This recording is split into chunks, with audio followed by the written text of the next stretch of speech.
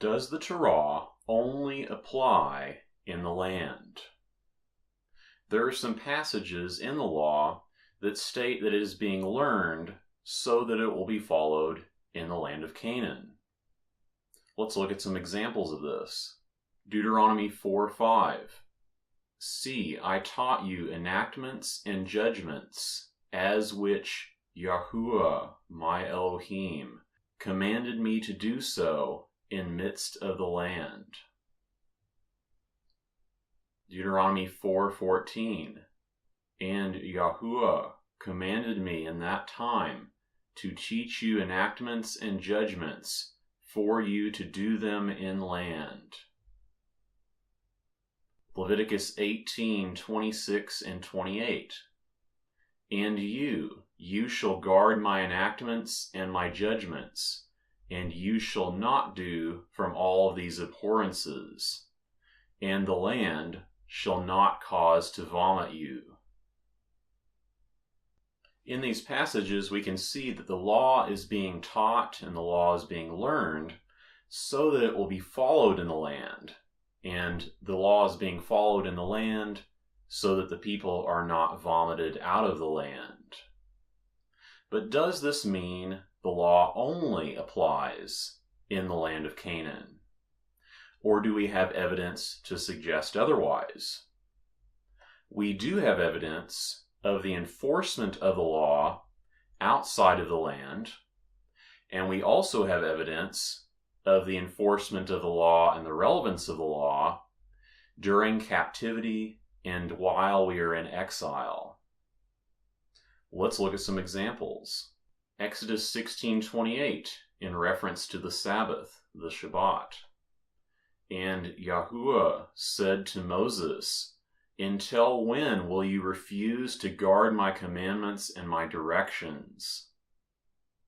The people did not follow the commands they were given regarding not gathering on the seventh day. Numbers 15:32. And sons of Israel were in wilderness, and they found man foraging wood in day of the Sabbath. So there is the incident of the man that was caught foraging the wood, and he was punished. Exodus 32:31, in reference to the gold calf.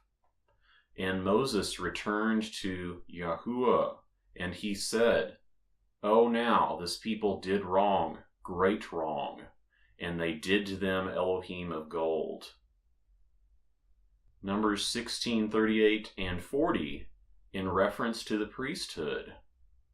Fire pans of these ones doing wrong in their vitalities, and they shall do them stampings of foils of overlay to altar. Memorial to sons of Israel, to purpose of which man shall not near, alien, he which is not from seed of Aaron, to cause to smoke incense before Yahuwah. We see that Korach and his congregation were punished for not observing the laws of the tabernacle and the laws of the priesthood of Aaron.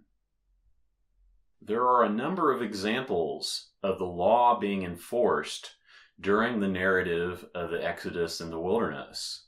While the people were in the wilderness, they were still expected to be following the commands. And we have incidents like these mentioned where they were punished for not following them. Obviously, the Torah was being enforced.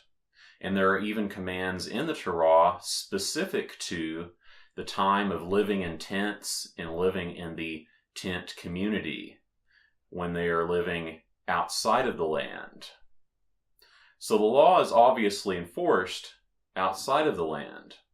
And we also have that the law is relevant while we are in exile, while we are waiting to return to the land, as we are today.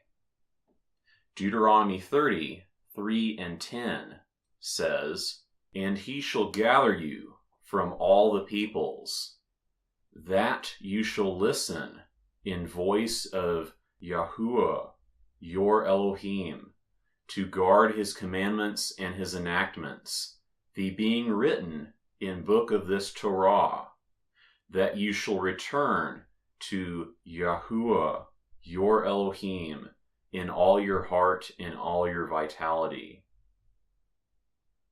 Israel is being gathered from their captivity, from all of the nations where they've been scattered, because they are returning to Him. They are returning to listening in His voice. They are returning to following after the commands of the written Torah and loving Him with all of their being.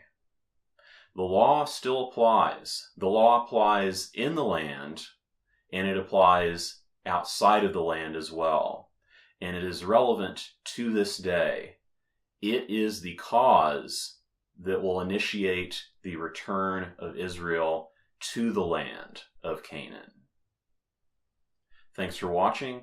Feel free to check out some of my other videos on other Torah issues, and be sure that you stay in touch so we can continue this discussion. Thanks for watching. Remember the commands. Shalom.